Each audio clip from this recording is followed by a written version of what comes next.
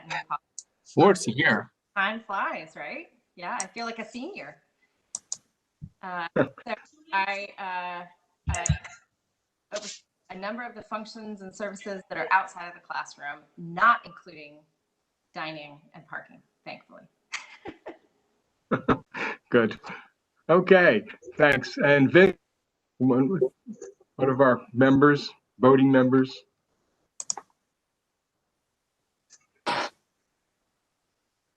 Okay, you can hear me now, right? Okay. Ken. Been on the council for a long time also. I'm not sure how many years. Shelley will have to tell me. I'm not sure. Enjoy it. It's been great experience. Meet a lot of nice people. I love my I love our colleagues that are on this thing. It's all good. I'm a graduate of SUNY New Paltz a couple of times, once in physics and once in electrical engineering. Great. Thanks, Vin. And Bev Quick next. I can't see you, Bev, but you're very prominent. That's okay. Bev's an observer. She's not an official member. Okay. We have a couple of observers on the call. Okay, because I just see the phone and the icon. So Eleanor, can you hear me, Eleanor? Not cannibals. Eleanor?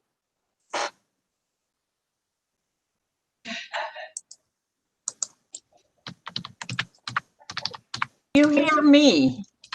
Now I can. Oh, good. Good afternoon. Well, the reason I had it unmute, in order for you to hear me, I had to click mute, which is really not very logical.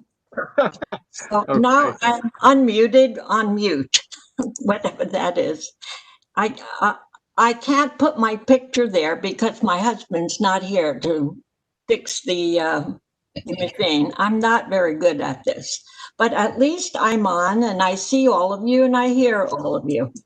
I've been a council member 24 years. I enjoy being part of the group and I'm very interested in what goes on at the college. So long live education. And you represent your very, very, very home village too. I've been here 50 years. Now I have John. I don't know John Oles. Just what? Is John an observer? Okay. Julie Walsh, Matt Skillman. Yep. I think you just forgot me. Oh, Shelley, you're in between. Yeah. Okay, you're dead center. So, you know, because I over Rennie. Okay, sorry. Hey, Shelley, so you're the one who runs everything, right? No, I'm the chief of staff and vice president for communication. Okay. Haley knows me. Rennie knows me. Is there anything you don't do? No comment. It's an exciting job you have, isn't it? Yes. Never a dull moment. Thank you. Always something new and exciting. Can I have, let's see, I'm trying squares. So, well, most of these are members who are have a work function to observe or something. So I think we're there just observers. So great. So the next thing I have is going to be ask for an approval of the minutes. And has everybody read and reviewed the May 20th minutes? Is there any additions, deletions, corrections? I propose that the minutes be approved. I second. All in favor, just raise your hand or scream. Aye. Thank you. Aye. Thank you. Thank you. Minutes approved. Now, for my report, I have very little report other than that I read our local paper and New Paltz hasn't been featured very much, just usually because they generally don't report anything that's positive. So I'm very happy to observe that things are going well, at least from my perspective at New Paltz, and the new year has started and we're out of the news, unlike Oneonta and some other. universities in terms of how things are being coped with. It appears that things are being coped with very well, considering the environment that we're under. And that's because of the efforts of the faculty, staff, students, and most importantly, our president, Don Christian. And Don, could you tell us a little bit about what's going on? Sure. Good afternoon, everyone. Thank you all for being here. It's hard to believe that it's been a month since I gave my State of the College address, and so I'll comment here about the current state of SUNY New Paltz. If you read that address in my report earlier this month, you have a sense that our most immediate and overarching focus has been on managing a successful fall semester and keeping everyone healthy and safe. At the same time, we're planning for spring semester and for the next year. I see that we have an agenda, separate agenda item below on a COVID-19 update, but I'm going to include some observations about COVID-19 in my report, and then we can see if there are other items that my colleagues may want to add. We're really proud and impressed with the behavior of our students and their adherence to safety protocols of mask wearing, social distancing, hand washing, avoiding large gatherings. We ask students to sign a pledge to honor these principles as a condition of being present on campus. And we've made clear that even though we've emphasized educational approaches to influencing behavior, we're ready to suspend students for non-compliance with behavioral expectations if we have to. And fortunately, we've had relatively few violations of those rules that have resulted in disciplinary action. Some of the notable features of our fall semester are that about 75% of our classes are remote and distant, 25% are on campus, and the latter are all at reduced in-class density with clear requirements for mask wearing. Our occupancy in the residence halls is less than half what it is other fall semesters, and we have strict guidelines in the residence halls on gatherings, bans on visitations in other residence halls. Many of our employees continue to telecommute, and that seems to be working well. We have in place plans to pivot to an all-remote instruction if the number of cases rises beyond our capacity to maintain health and safety or beyond the limits that the governor has established. We instituted new COVID-19 surveillance testing of students living in the residence halls so that we can track the potential spread of the virus on campus. We've recently added pool testing of students, and today we began pool testing of employees as part of that surveillance. And I might comment briefly that in this pool testing protocol, saliva from 12 people is combined into a sample that's tested. And if the result is negative, everyone in the pool is negative. But if there's a positive pool test, then the individual samples can be tested right away to identify individuals or individuals who are positive, and that will let us isolate them right away to reduce the spread. As of today, and I want to knock on wood when I give this report, we have 2 active student cases. We have 8 students in quarantine, and we have no students in isolation. And as of today, we've tested about 1,300 students on campus, and we have a positivity rate of 0.8%, which is admirable compared to what we're seeing on some other campuses.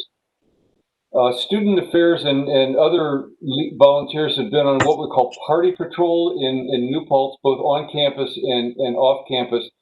And they're speaking with students about health and safety and distributing masks and hand sanitizers as warranted.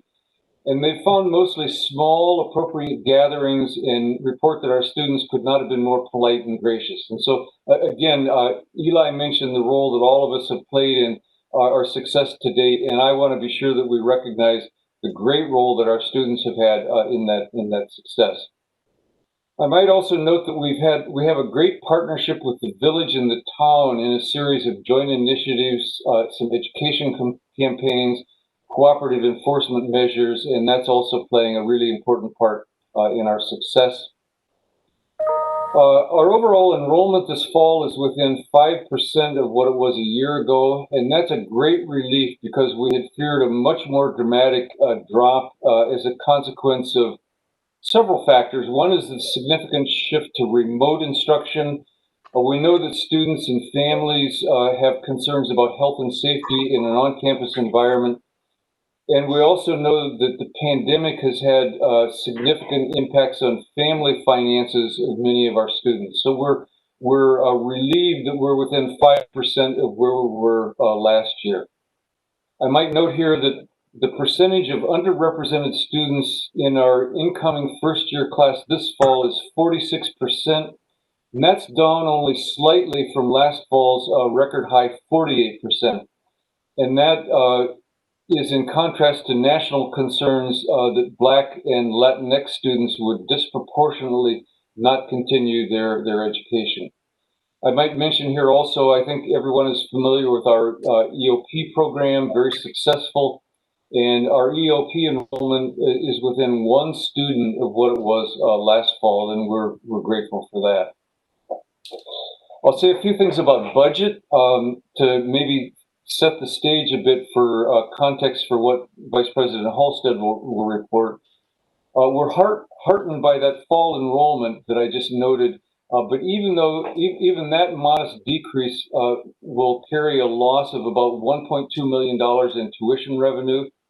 And I think it's worth a reminder to the council that almost 80% of our operating revenue comes from tuition and fees, so we're very heavily enrollment dependent.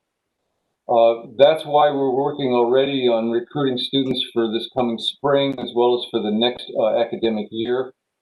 Our residence hall budget is taking a severe hit this fall because of reduced occupancy, and that's on top of a major loss of revenue last spring when we refunded housing fees after we went to totally remote instruction and students moved off campus mid-semester. I think everyone's aware that New York State faces a serious budget shortfall this year, and the economic recovery will be slow, and it's pretty clear that tax revenues will continue to lag. And as a result of that, it's almost certain that SUNY's direct taxpayer support will be cut significantly this year. Those losses and uncertainties led SUNY to institute a hiring freeze and severe spending limits, and we've been reinforcing those to reduce our expenditures with substantial impact so far. State officials have made clear that budget figures for SUNY and for other state entities won't be released until after the November election, so we're dealing with continuing ambiguity in our budget situation. At the same time, we've tried to help members of our community understand the difficult budget decisions that we'll face as the year unfolds. One of our major priorities this year is to advance our efforts to become an anti-racist campus. And that aligns with the belated recognition of all that our nation and all of its institutions in colleges and universities must do to right longstanding racial inequities, injustices, and violence. And we undertake that work recognizing both the urgency to make progress, but also the complexities that mean this is not an overnight task. You may have read the news and seen our message to the campus community condemning the ugly verbal harassment that one of our students of color experienced in the village earlier this week, and of efforts underway by the New Paltz police to identify those responsible for those actions. Incidents like that underscore our need as a campus and as a broader community to address these issues very aggressively. We held several virtual listening sessions this summer with students, alumni, employees, college council members. I think you may have read our June 30 message about our commitments and actions underway in a more recent response to those conversations and to some demands of an alumni petition. Among the steps that we're taking are ways to create a better pathway to respond to incidents of bias and to support students and employees who have those kind of experiences. We've asked the faculty to review the curriculum to better highlight offerings about race, racism, and inequity in America. We're changing the structure of our diversity and inclusion work so that we can expand the involvement of community members. Our university police department has affirmed its commitment to anti-racism in a statement that outlines their dedication to fair and equitable policing. I might take a moment here to note that our UPD is only half of SUNY UPDs that are accredited through the New York State Law Enforcement Accreditation Program, and only about 1/4 of non-SUNY law enforcement agencies in the state are accredited. And that's a rigorous process that requires meeting many, many standards. So those are just some of the efforts that we have underway to address those anti-racist goals. A couple other highlights for the year that I'll showcase, so as you'll be hearing more about these. One is that I think the College Council is aware that we've undertaken a first ever major fundraising campaign, and we have a $23 million goal for that campaign, and we're now at about 98% of that goal. Very excited about that success that Vice President Marks has led. We're also in the middle this year of our Middle States Reaccreditation review, something we do every 10 years, and that seems to be progressing well as well. I will, in my final comments here, I'll highlight our new leader for the SUNY system. Dr. Jim Malatras was appointed recently as the new SUNY Chancellor. He's replacing Christina Johnson, who resigned to become president at The Ohio State University. Chancellor Malatras most recently has been president at SUNY Empire State, but he served previously as Chief of Staff to former Chancellor Nancy Zimpher, Director of the Rockefeller Institute of Government at the University at Albany, and he's held various positions in New York State government, including Director of State Operations under Governor Cuomo. The Chancellor chose New Paltz as the first campus to visit in his new role. He came to visit us on Sunday, August 23. He was really interested in our fall semester reopening plans and our COVID-19 protections. Very interested in the key role that our Hudson Valley Additive Manufacturing Center has been playing in producing face shields and other PPE for healthcare workers, first responders, and for the campus. I was really impressed with his easy engagement with students that we met during the tour. I think the council may like hearing that in his comments to a reporter, he described SUNY New Paltz as one of, and this is a quote, the crown jewels in SUNY. He's clearly a hands-on leader, great to work with, very engaged. I shared a message with him yesterday about the racial harassment that our student experienced, and got a call from him within about 20 minutes to offer his support and engagement with that issue. So those are a few things going on at the college, and with that report, I will stop and see if any of the council members have questions or comments that I can respond to. Does anybody have any questions or comments?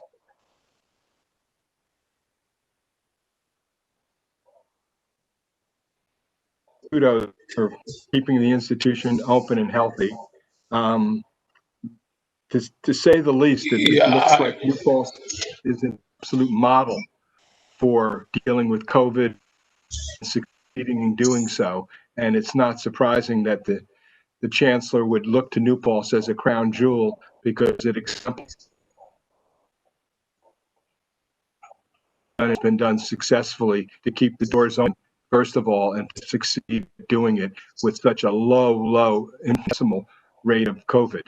I don't know whether it was the pledge or whether it was all the other that have been instituted, but they were absolutely well thought, effectively instituted, because it's almost hard to believe how well things have gone. And you should really take some pride in that. And it's not half over, but it's certainly off to a really good start.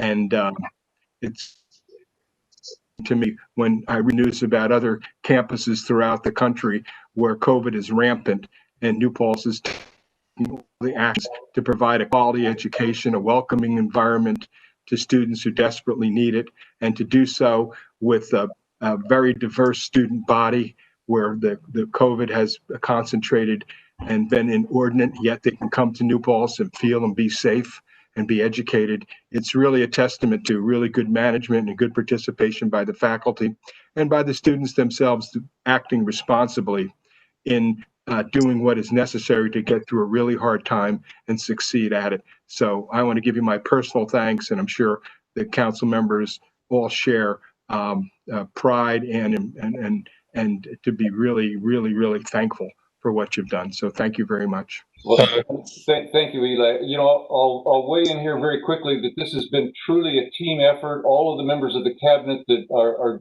joining us here today have been integrally involved in this. The deans have been involved and supportive. Residents, life staff, student affairs staff, the faculty, as you mentioned, certainly our environmental health and safety officials, facilities. It just goes on and on. It's an across the board effort, and I think that's part of the success. So thank you for that, those kind words. Don, apropos of way I began, if it was negative experience that was on campus, would have gotten headlines. And it's ironic that the way things are going, that you would have to bring it to us because it hasn't been public. I would still say it's probably early on. Thank you. Was that Eleanor? Let's all knock on wood when you say that. Don, I would echo what Eli has said, and I would say that you and the administration and students and faculty and staff have all demonstrated that it is possible to navigate safely through this whole COVID pandemic, and that the institution and learning can still continue and people can continue to stay healthy. And I would say congratulations to all of you and continued success. Thanks, Ron. Thank you, Ron. I just want to say something. I'm really proud of what we have collectively accomplished, but I'm going to knock on wood. Exactly. Yeah, I get that. I was just wondering, are the pools formed through classrooms or residency? How did they come up with putting the 12 people together for the pool testing? Vice President Blaisdell has been leading our testing and tracing group, and I'll have her. Steph? Because of the mechanics that are involved, the way that the pools are formed are whoever is in line, those 12 people who are in line. But we're mandating which group of students is in line based on a random sort of sample. So we're starting with heavy commuter students because they weren't in our PCR testing rotation yet. But it's making sure that we have a representative group across campus each week that we test. Some type of template that's used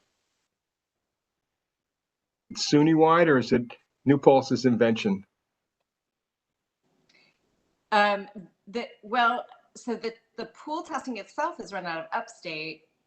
There's no template in terms of, how to randomly assign or, we had to submit our testing plans to SUNY and they approved it. There's no manual on how to do this. So we're all just sort of sharing lots of best practices, mostly within the SUNY groups. Yeah. Well, thank you. Thank you very much. Any other comments or questions? Let's see. I have new business. COVID, I guess. Is there anything left to be added to the COVID situation? Because that's next on my agenda. Eli, did we approve the minutes so quickly that I missed it? You missed it. I missed it. Okay. So was there anything? Okay. Anything else on COVID?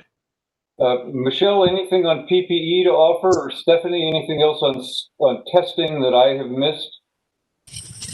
No, one of the saving graces I think that we had with PPE is we have a very active emergency manager on campus, Scott Schulte, and together with his team, they were able to secure 50,000 masks for free. And that went a long way to serving our campus. We were able to distribute to all faculty, staff, and students. And, everybody's just collectively been working really hard to secure all facets of protective equipment. Great. This may be a little bit premature, but is it possible to kind of create a case study of how you outlined and got participation and got the pool and everything else to work in such a way that maybe it can become a case study for other institutions?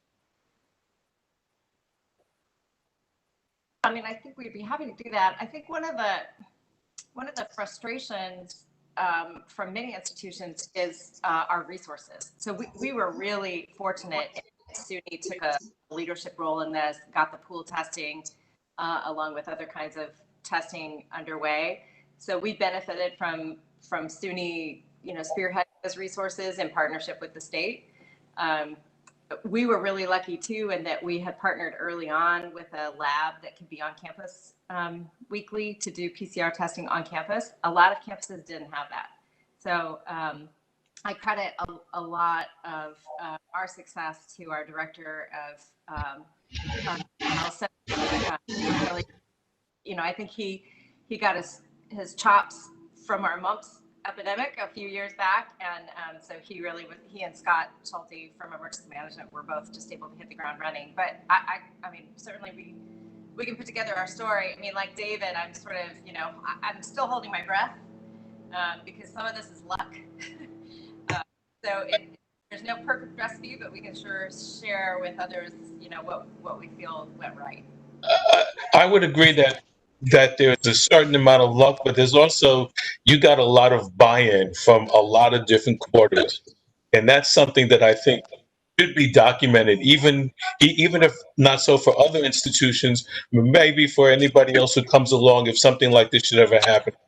And I think it'd be a wasted opportunity not to at least document what you've done. That's a good thought. One piece that we believe is a factor is that so many of our students come from the Hudson Valley, Long Island, New York City, parts of the state that were hit hard in the spring by the initial phases of the pandemic.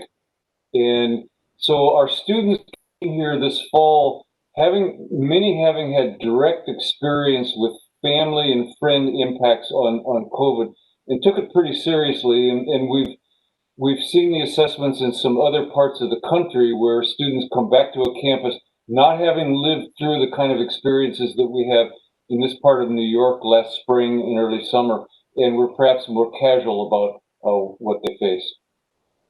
Well, that also shows a certain amount of maturity on the students who are coming to the college also.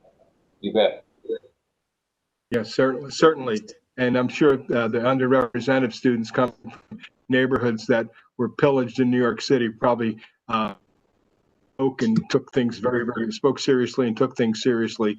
And we've been fortunate in the Hudson Valley also with the leadership of Governor Cuomo to take the virus really, really serious. And I think the pledge probably had a gut check to the people coming back on campus, that it's meant to be something that they were to follow if they wanted to enjoy student life on campus and to come to campus. So you should be applauded for the leadership. I'm sure it's going to be a difficult fall. I don't think anybody can take it possibly for granted for another at least 6 months that we're going to be under this cloud. But you're off to a great start, and it seems to be a really good formula that you've. And so with that, I'm going to ask, let's see, Michelle, about the budget. I know things are going really well. So Vice President Halstead? All right, I'm going to attempt to share my screen. Should be coming up any second now, I hope. No, maybe not. Where did it go? Can everyone else who's not talking mute their phones? Because we're getting some background noise. Okay, are you all seeing what I'm seeing? And Yes. okay, great. Okay, so this report you're all familiar with. This is the wrap up of last year. So I'll go through this pretty quickly because it's in the past, and we need to focus a little bit more attention on the uncertainties of the future. So last year, I think when I shared with you the last time, either March or April, we knew that we had not achieved our tuition target. We missed that target by almost $2.5 million. But what we didn't know at that time was how much state support we were going to get for the fiscal year 1920. The result was that we received $2 million less than anticipated in state support. That $2 million represents about a 13% reduction in state support. So overall, our revenue, our anticipated revenue from the beginning of the year to the actual was short by $4.5 million. Now transfer to the good news. The good news was we knew that we were holding positions vacant for at least 90 days before COVID hit. So we knew we were going to achieve a certain amount of savings from personnel dollars. After COVID hit, as President Christian mentioned, the university came out with a hiring freeze for us, and we were only allowed to replace positions that were health and safety or revenue generating. So we have a further reduction in personnel costs, and we saved $2.3 million from what we anticipated at the beginning of the year. In addition, we saved on some temporary service. We usually overspend that every year. We held fast with that. And on the utility side, since most of us were home for the latter part of the spring semester, we were able to ratchet down the utilities in the various buildings across campus and collectively saved more than $250,000 in utilities. And in addition, as again, President Christian mentioned, there was a spending freeze. Only essential spending for health and safety and things that are critical to the mission were able to be spent from our supplies, contracts, and other services. There was no travel. There still is no travel. And so we saved nearly $500,000 there. So collectively, undershot our anticipated expenditures by $3.1 million. When you compare the expenditures to the revenue, the result was a use of reserve in the amount of about $4.4 million from state support. So that in and of itself, that's our biggest fund, as you know, and what we don't usually talk about at the council are all the other funds that we manage, in particular the residence hall funds. So as President Christian mentioned before, we saw a number of refunds go out for our students. About half of the semester's worth of room rent was refunded to our students that lived on campus. The amount of which is almost $7 million. And in addition, we did refund some of our fees, in particular the athletics and parking. Those fees are obviously much less than the room rent. So even though this screen shows a $4.4 million reduction in reserves, the other resulting refunds reduce reserves even further. Now, I usually at this point in the year will compare last year to this year, budget to budget.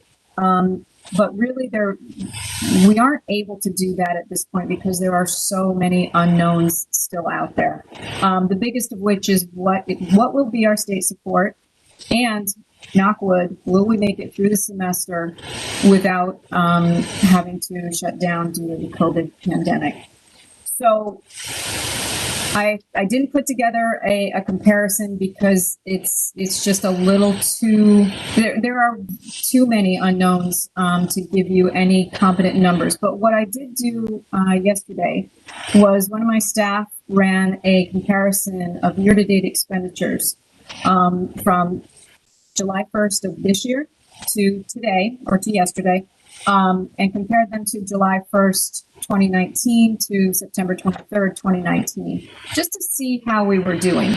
And the news was pretty positive. The spending restrictions that we have resulted in a reduction of more than 25% in both our temp service expenditures, or temporary personnel, and our, we call them OTPS, but the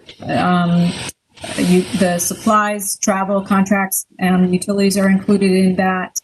And then in the personnel side, from this time last year, we're under a 10% reduction in spending. So that's our biggest challenge is managing those personnel costs, because they attribute to a big chunk of our necessary expenditures on campus.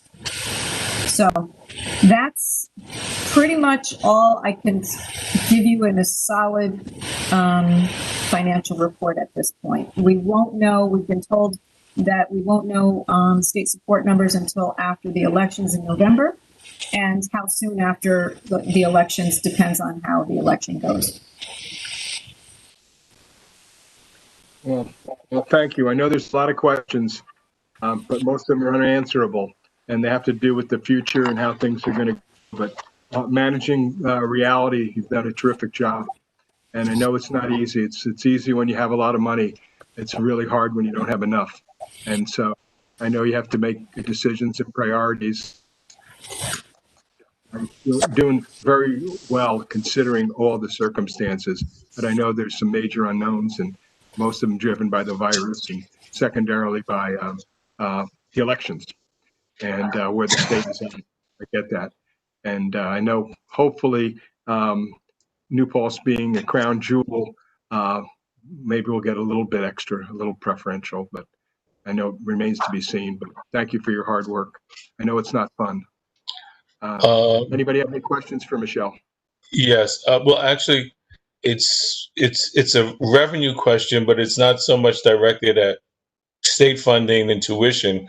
But I'm just wondering, has there been an impact to giving to the campus from other sources as a result of COVID? Vice President Marks? Yeah.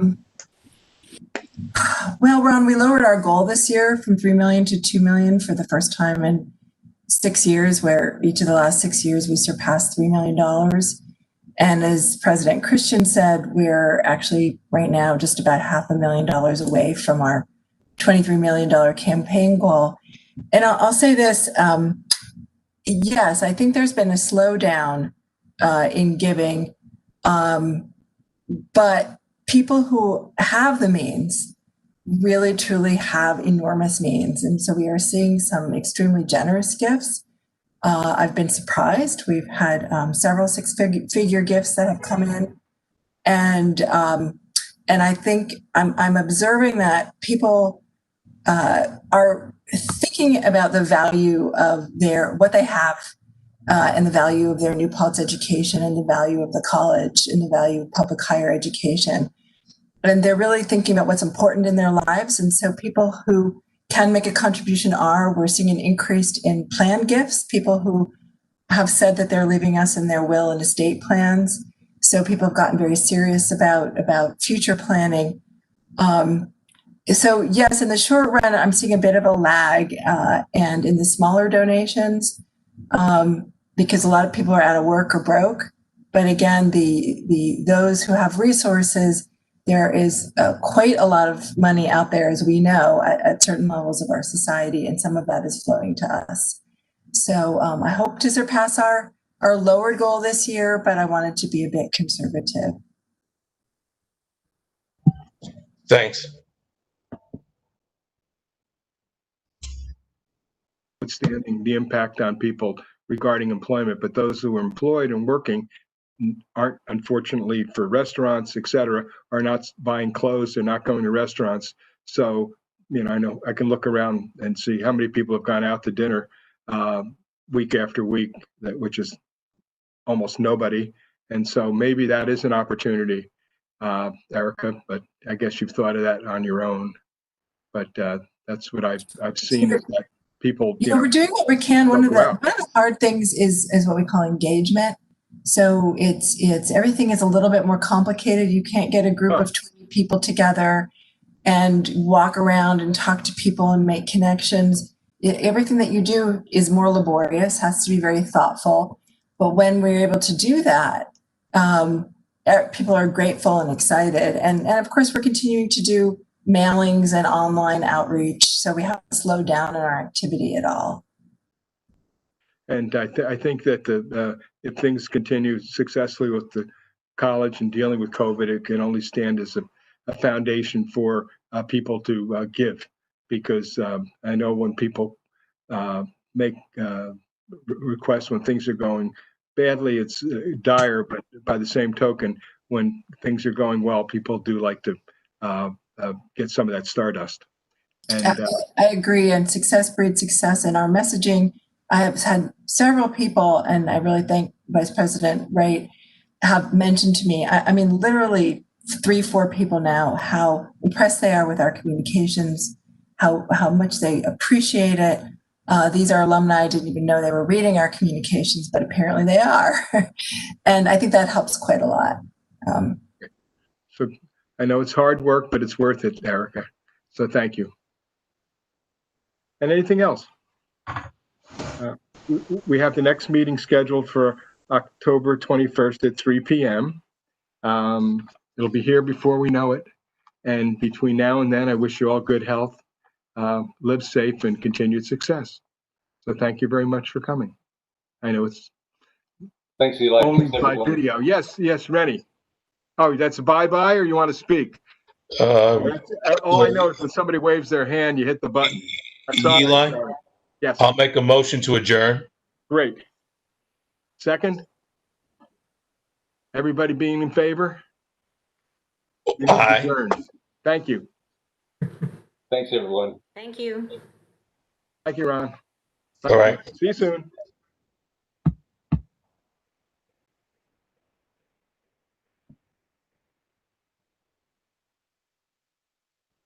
Hey, Shelley?